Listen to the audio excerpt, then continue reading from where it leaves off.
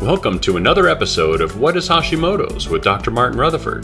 To find out more on any of our topics, or for information on scheduling a consultation with Dr. Rutherford, please visit us at whatishashimoto's.com. And now, here's Dr. Rutherford. Okay, so today we're going to talk about how do we reduce your reactions to chemicals.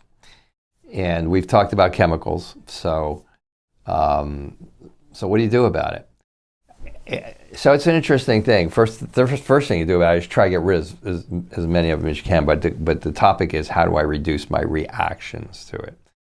So chemicals are largely, the most profound effect is on the liver.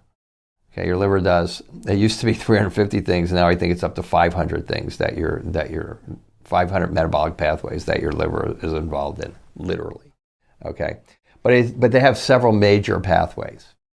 And I think I'm correct in saying that its most prominent pathway is a glutathione pathway.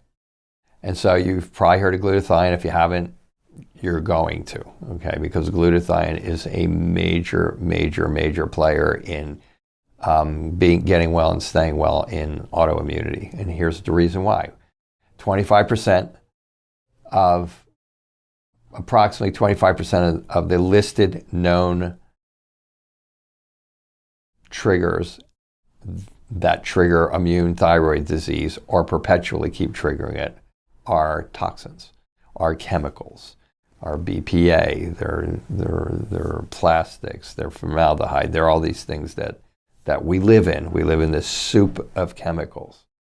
So glutathione is the glutathione pathway is the pathway that is designed to take this chemical. So this chemical is actually an entity. It's actually a molecule, okay? It comes into you, you breathe it in, it comes in through your lung, or you put it on your skin and it's absorbed through your skin. But eventually it finds its way to your liver because that's what your liver's there for. Liver's there for alcohol, drugs, toxins, those types of things. It's one of the major pathways in what your liver does.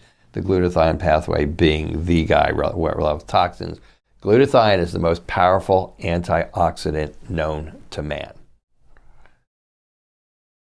I'm pretty sure that's still a correct statement. And it is made in our cells, and it is made in our liver.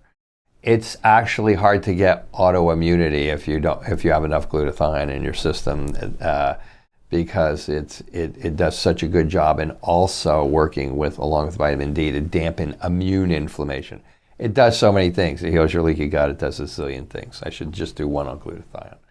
So, but if you don't have enough glutathione, you're going to have chemical sensitivities. Now, because that pathway is going to be overwhelmed, then the glutathione is going to get used up. The glutathione comes in, it literally grabs the molecule, okay, and then it literally crushes it to a degree. But it brings it to a pathway where it neutralizes it, so that it can have another chemical attached to it, which makes it water soluble, and then it goes through phase 2 pathway, and then of detoxification, and then it goes out into the feces, or then the toxins go out into the toilet.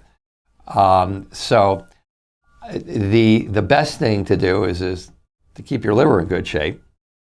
If you really wanted to take that to a full picture, how do you keep your liver in good shape? Well, you try not to be stressed. You get enough sleep. You probably stop drinking alcohol. Oh, but one drink a day is good. One drink a day causes damage to the liver, causes damage to the inside of your intestines, causes damage to the inside of your stomach. Not as much as 6 drinks a day, but still, it's ethanol. It screws up your cerebellum. It just does a lot of things. It is not a don't drink type of thing. This is just how it works. This is what ethanol does to your system. And since your liver has to process the alcohol, and most people know that if you drink too much alcohol, now I'm not talking about those people in general, but it's going to beat up your liver. Well, even one drink causes some astringency to your liver. So your liver is where it's at when it comes to detoxing you from all of these chemicals or making you not react to the chemicals. So the first thing you want to do is get the liver under control. But if you have a bad gut, you're going to want to get the bad gut under control too, because if you have a bad gut, then you're going to get leaky gut, and if you get leaky gut, bad bacteria, toxins, undigested food particles, they're all going to get out of your intestines. They're going to go into your bloodstream, and guess where the first stop is once they get in your bloodstream? The liver.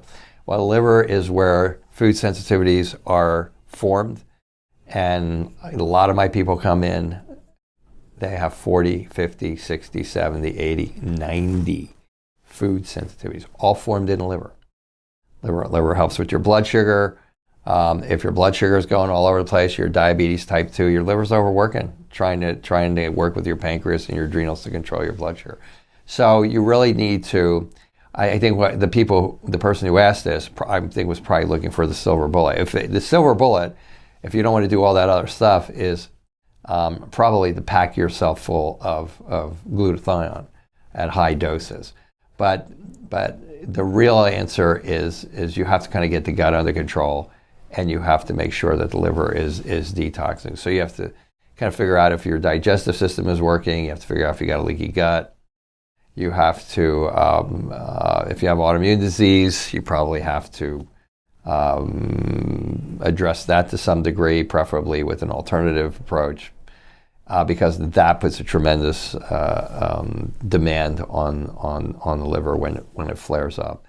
And then now you have the liver like in kind of good shape. Now you use the glutathione, it really works. Now I can use an example.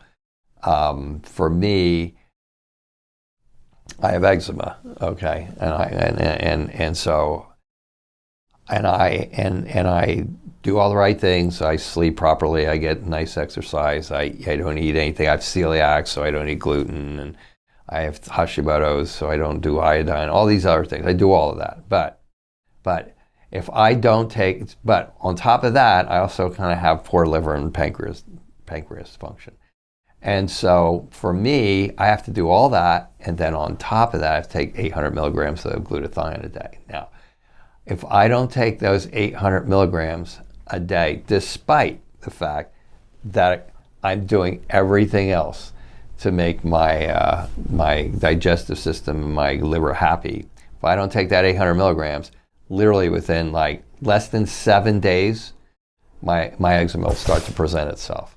Okay, and I'll go, oh, I ran out of glutathione. It's really expensive stuff, so I should have kept taking it. And so I go take it, literally, and again, because this glutathione is being laid in on top of a system that is pretty well as balanced as can be for someone who has 5 autoimmune conditions.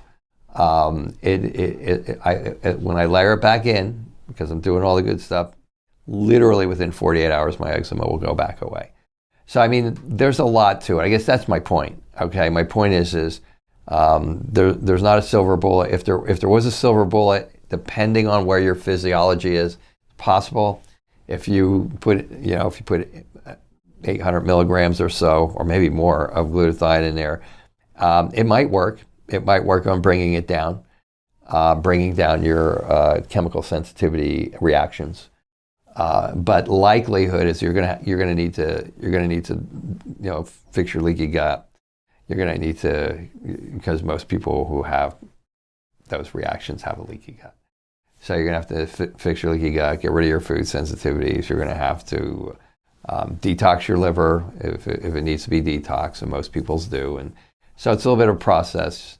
There's that, then the glutathione, liver detoxification, of course, is a part of that.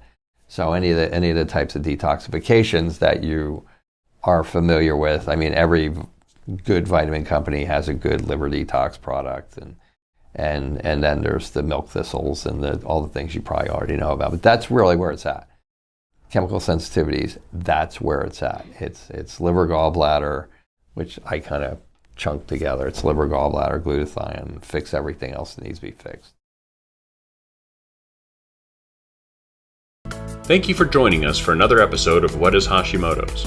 To find out more on any of our topics, or for information on scheduling a consultation with Dr. Rutherford, please visit us at whatishashimotos.com.